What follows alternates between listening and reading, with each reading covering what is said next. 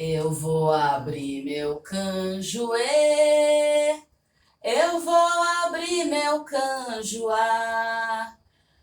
Primeiro eu peço a licença pra rainha lá do mar. Vou saudando a povaria, eu vou abrir meu canjoê. Peço licença aos meus mestres, aos meus ancestrais, para contar um pouquinho da minha história de vida. E aqui eu tenho um baúzinho de lembranças que eu quero dividir com vocês. Há muito tempo atrás, nascia a vó Dita, essa de cabelo branquinho da foto. E ela vem do interior de São Paulo. Lá, a avó Dita era benzedeira. Quando veio para a região de São Paulo, no ABC Paulista, se manteve como rezadeira.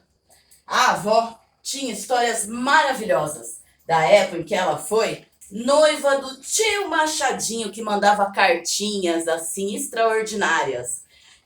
Com uma dessas ela tinha a lição que ela mais repetiu pra gente, que uma noite, a avó era alfabetizadora da escola rural do interior. E ela conta que uma vez chegou essa carta e o tio Machadinho escreveu assim: minha querida noivinha, escrevo a fim de falar do nosso noivado, tão bem começado e tão mal acabado. Vó conta que não deu mais aula, chorou aquela tarde inteira, mas também não chorou mais. Então toda vez que a gente tinha dor de amor ou dor de paixão, a avó Dita dizia logo: é para chorar tudo hoje, amanhã não, chora tudo no dia que você ficou triste com esse ex. A avó acabou não casando com ele mesmo. Ela se casou com o vô Agnello, que também é do interior de São Paulo. E vô era um capial, né? Trabalhava na roça. E ele também foi motorista de charrete, tudo no interior de São Paulo. O vô, quando eu conheci, ele já estava aqui no ABC Paulista, mas ele já tinha 30 anos de um derrame. Então ele estava muito exausto de ficar na cadeira de roda e ficava rezando, pedindo para minha avó rezar também, para ele morrer logo porque ele estava cansado. Eu conheci essa versão mais ranzinza. Porém, quando ele morreu, eu sonhei com ele andando, feliz. Foi essa a imagem que eu preferi guardar do meu avô. A avó Dita, ela sempre correu para atender o vô Agnello, sabe? Tinha muita afobação, porque o vô chamava ela apitando um apitinho improvisado que tinha na mão dele. Mesmo quando ele foi embora, a avó continuou correndo e continuou afobada, tomando banhos curtos. Era como se ela fosse atender alguém, mas o vô já não estava mais ali. Agora eu vou lá para o norte do Paraná. Tenta sentir comigo. Terra vermelha, cheiro de café, cheiro de chuva, que eu só sentia lá, perto de Londrina, na cidade de Cambé. O meu vô Renério, ele é da mãe. A que eu contei ali era do pai. O vô Renério foi pioneiro no norte do Paraná. Vô era essa pessoa animada, que puxava bloco dos idosos do carnaval, que rodava a cidade na bicicleta, coisa que eu nunca consegui aprender a andar. Você acredita? E o vô era muito caprichoso. Ele trabalhava na máquina de café, naquela região da terra mais fértil. E ele mandava cartas pra gente, todas datilografadas. Penso que o tempo correu com as letras para longe daqui. Mas o vô não fazia só isso, não. O vô era muito talentoso e ele fazia livros em cadernos. Foram tantos que ele numerou e deu nome para todos eles. Tem a ordem certinha para a gente ler. Dessa família extraordinária eu tenho uma irmã, a Carolina. É uma prima irmã, mas a gente se mandou cartas como essas, super artesanais, elaboradas, toda a nossa infância e toda a nossa adolescência. Antigamente, a Carol dizia que eu influenciava ela, porque gostava da Mafalda, porque meu pai foi sindicalista, porque a gente via TV torcendo para quem estava na greve voltar para casa. Foi um pouco por conta disso que na primeira fase profissional da vida eu fui jornalista. Mas hoje sou eu que me inspiro na Carol, porque ela participa do movimento das mulheres Olga Benário. Na verdade, eu não fico tão atrás assim. Já fui por muitos anos do movimento das mulheres do Heliópolis. É um pouquinho por aí que estão as nossas raízes. O meu avô, lembra que eu falei que ele gostava de fazer livros artesanais em cadernos, para a gente ter toda a história da família? Foi ele que levantou toda a árvore genealógica. Quando a gente era criança, perguntava se ele não tinha notícia de alguém de fora do Brasil na nossa família. Ele dizia que não. Na verdade, éramos todos daqui, do interior, sertanejos. Ele dizia que era uma família caboclo com cabocla. Nunca fui muito boa de árvore genealógica como eles. Na verdade, eu mal consigo entender como a gente é primo do Inácio Loyola Brandão. Porque aqui eles parecem indígenas, consideram todos parentes, mesmo que estejam longe nessa árvore genealógica. Eu imitei o avô em algumas coisas. Quando era criança, criava livros artesanais. Aqui eu ainda sonhava em trabalhar com Maurício de Souza. Mas criava minhas histórias. Geralmente eu também ilustrava e tinha esse sonho de escrever, de desenhar as minhas próprias histórias. Isso acabou acontecendo de um jeito bem diferente. Eu esqueci de falar. Eu também sou filha da dona Luzia, filha da avó Dita, e do seu Benedito, filho do vô Agnello. Então, eles são meus pais. Aqui a gente está no norte do Paraná, aquele lugar do cheiro da terra vermelha, café e chuva. Eles são primos. Não sei se eu comentei, mas essa família só casava primo com primo. Ninguém ficava com ninguém de fora, não.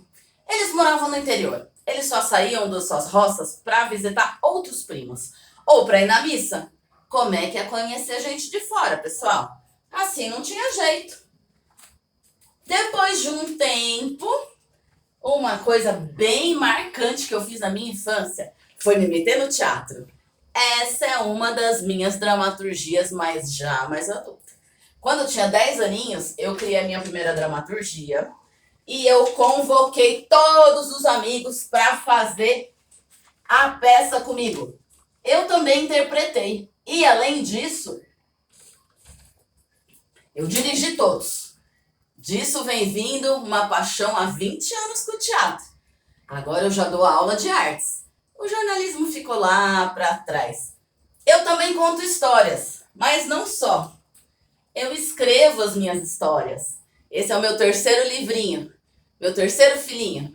E eu tenho outros dois, A Pirueta da Bailarina Fofinha, e tenho também O Guardião da Cidade.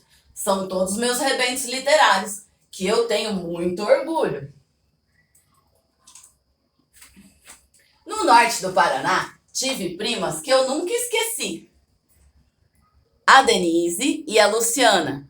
Com elas, brincávamos no barro, do jeito que minha mãe odiava. Também íamos para Boatinha quando ficamos maiores, porque era a gandaia do interior, né, pessoal? Não tinha muitas opções. A que a gente tinha era onde a gente ia dançar. Lembra que eu falei que eu e minha prima Carolina temos raízes feministas? Essa é a Olga Benário, que dá nome ao movimento que ela trabalha. Já visitei algumas ocupações que eles fazem, defendendo a vida das mulheres e também auxiliando as que sofrem violência doméstica. Um pouquinho do que eu fiz aqui no movimento das mulheres do Heliópolis. Nós não passamos por isso, ou se a família passou, nós não estamos sabendo.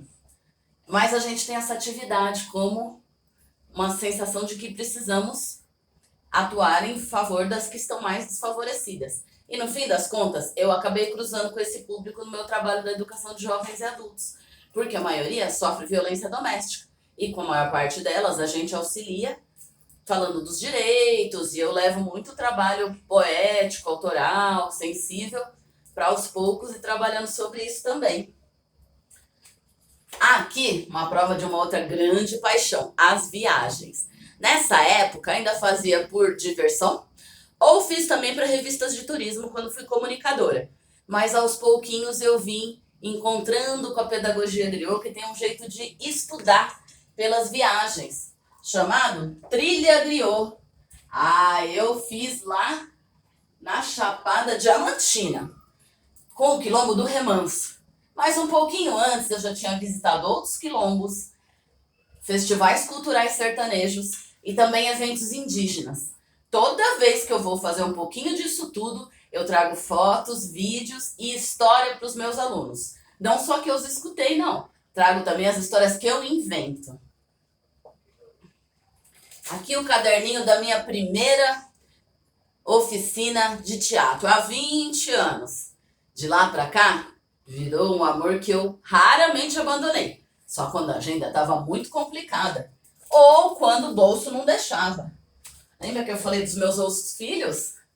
Aqui são os meus outros livrinhos, fruto daqueles livros que eu fazia na infância, desenhados, criados, inspirados no meu avô. São outra paixão que eu não abro mão e que eu tenho muito orgulho. Lembra que eu falei das influências literárias do meu avô? Eu tive também uma professora que reparava que eu adorava inventar livro em caderno e desenhar, pois ela fez um concurso de livrinhos, voltando lá para a década de 80. Eu ganhei alguns, eu ganhei concurso de redação em São Caetano, quando eu não conseguia participar das competições de esportes, eu ganhava pela escrita mesmo. Esse era um dos que eu desenhava e inventava, e a professora me estimulou. Não por acaso, nesse livro e neste também, eu criei professores que estimulam os sonhos dos seus alunos. E assim, nenhum deles abandona os desejos que tem de fazer uma diferença e de ser especial na vida das pessoas. Encontrei ainda outra produção do seu Renério, no norte do Paraná. Ele gostava de cartinhas, de livros em cadernos e também de cartões datilografados. Todos na máquina de café. Lá, o vô também mandava e-mails. Mas era a época que os e-mails eram como se fossem cartas. E assim a gente nunca ficava sem notícias e também não ficava sem explicar e informar tudo que ele estava curioso aqui sobre São Paulo. Essa é um pouquinho da minha história. Queria saber como ela chegou até você e queria saber um pouquinho da sua história também. Não posso nem pensar em saudade, que o tempo dá viravolta.